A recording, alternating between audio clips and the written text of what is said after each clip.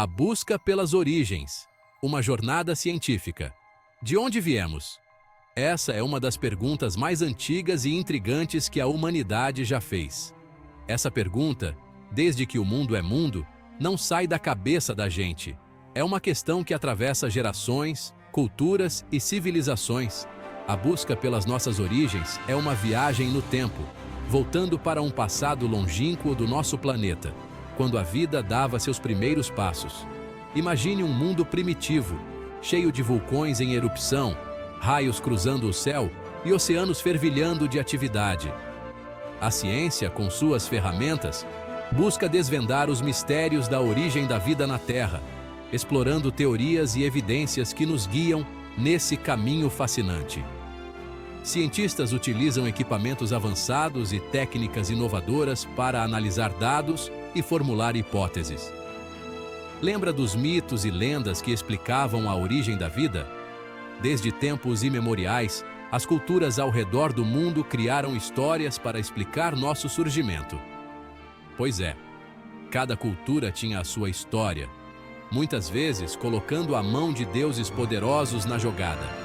Mas e a ciência? Com o avanço do conhecimento, começamos a buscar respostas baseadas no que a gente pode observar, nos experimentos e em análises rigorosas. Com o seu desenvolvimento, começamos a buscar respostas baseadas no que a gente pode observar, nos experimentos e em análises rigorosas. A ciência nos permite ter hipóteses que podem ser testadas e verificadas. A ciência nos permite ter hipóteses que podem ser testadas. Cada hipótese é uma peça do quebra-cabeça que, quando combinada com outras, nos ajuda a entender o quadro maior. E como a gente faz isso? Buscando provas. Coletamos amostras, analisamos dados e realizamos experimentos para testar nossas ideias. É assim que a gente consegue confirmar ou descartar essas ideias, construindo um conhecimento sólido que nunca para de evoluir. A ciência é um processo contínuo de descoberta e revisão. A busca pela origem da vida é como montar um quebra-cabeça gigante e desafiador. Cada descoberta é uma nova peça que se encaixa no grande quadro da nossa história. É preciso juntar peças da biologia, química, física e geologia. Cada uma dessas disciplinas oferece uma perspectiva única e essencial para entender a complexidade da vida. Ao combinar as descobertas dessas áreas, os cientistas tentam reconstruir a história da vida, desde as primeiras moléculas orgânicas até os organismos complexos que habitam o nosso planeta hoje. É um trabalho colaborativo que exige muita dedicação e paciência. Nessa busca, várias teorias surgiram para explicar como a vida pode ter se originado na Terra. Cada teoria é uma tentativa de juntar mais peças desse quebra-cabeça. Algumas delas apostam que tudo começou em um ambiente aquoso, cheio de compostos orgânicos, onde as condições eram propícias para o surgimento das primeiras formas de vida, enquanto outras sugerem que a vida poderia ter surgido nas fontes hidrotermais, lá no fundo dos oceanos. Essas fontes oferecem um ambiente rico em minerais e energia, que poderia ter sido crucial para o surgimento da vida. Cada uma dessas teorias tem seus argumentos e evidências, e a comunidade científica continua investigando para encontrar uma resposta definitiva. A busca pela origem da vida é uma jornada contínua, cheia de desafios e descobertas emocionantes. Para entender como a vida surgiu, precisamos voltar no tempo, bilhões de anos atrás, e imaginar como era a Terra primitiva. Era um mundo completamente diferente do que conhecemos hoje, um lugar hostil e inóspito. Pense num lugar totalmente diferente do que a gente conhece hoje. Uma atmosfera tóxica, vulcões em erupção o tempo todo, bombardeio de asteroides e uma radiação ultravioleta intensa vindo do Sol. A superfície da Terra estava em constante mudança, moldada por forças violentas e imprevisíveis. Parecia até o fim do mundo, mas a vida deu um jeito. Mesmo em meio a esse caos, a vida encontrou uma maneira de surgir e prosperar.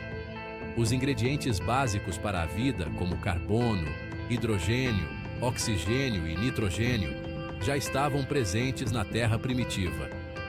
Esses elementos essenciais estavam espalhados por toda parte, prontos para se combinar de maneiras novas e complexas.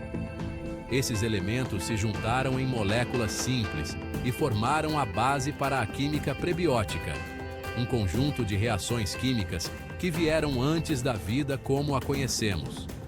Essas reações foram os primeiros passos em direção à complexidade da vida.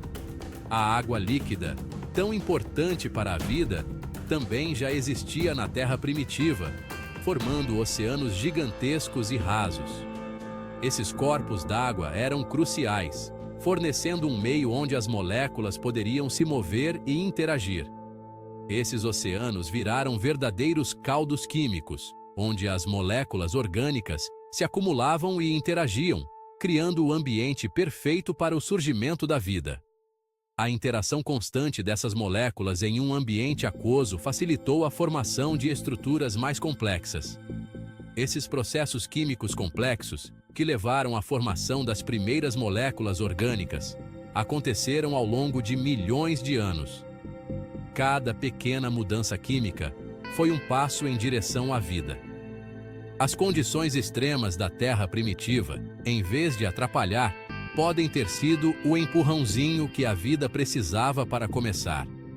A adversidade pode ter sido a chave para a inovação, forçando as moléculas a se adaptarem e evoluírem. No comecinho do século XX, o cientista russo Alexandre Oparin teve uma ideia revolucionária.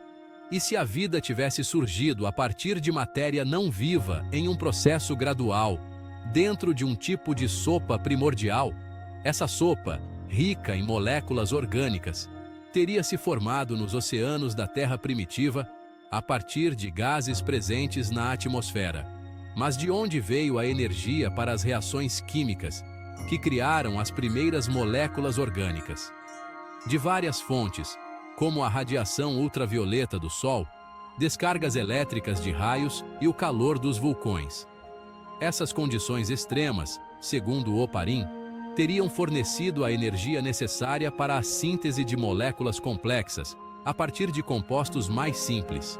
A teoria da sopa primordial de Oparin foi um passo enorme no estudo da origem da vida, pois ofereceu uma explicação que fazia sentido para a formação de moléculas orgânicas a partir da matéria inorgânica.